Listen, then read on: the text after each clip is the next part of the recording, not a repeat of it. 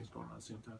Um, the dropout rate right now from Tulsa Public Schools with Hispanic youth is 51% that don't graduate. So, and they're now the majority in Tulsa Public Schools. They are 33% of the school population and will be 40% by 2018. So let's just use the 2018 numbers, 40%. So if 20% do not graduate high school, now that's not to assume that all of them are going to get involved in crime or in gangs, but there's going to be a large push of them involved in gangs and crime because of lack of resources, lack of opportunity, lack of education.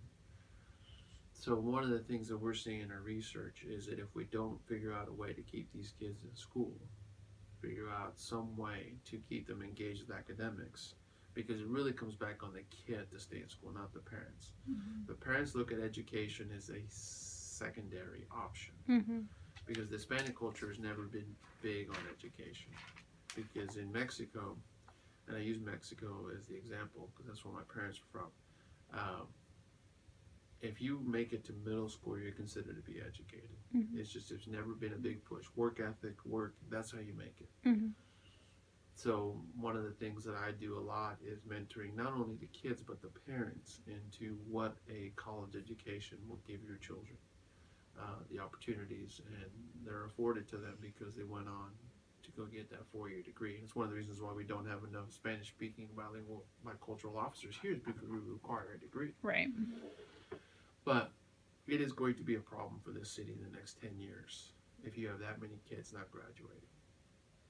So that is something that I think not only the Hispanic community but the non-Hispanic community is going to have to aggressively address in figuring out how do we keep these kids mentored, educated, or stay in school, and what tactics that we can use. One of the things that I've proposed is that you put together a middle school soccer program, because they don't have it right now at Tulsa Public Schools. But that would be one way to engage them in a sport that they know culturally and that their parents know from their youth, and giving them a hook into staying in school because they want to stay on the middle school soccer team and then working their way up to the high school soccer team. So best case scenario, they're in school. Second case, we have a bunch of state championships in soccer because they're going to be good. But it is something that if there's anything that keeps me up at night is the dropout rate and the way it's going for this community. So education is, or the lack of it, is going to really strike the city the next 5 to 10 years for us. Do you have anything else? No? Take one of my cards. If you guys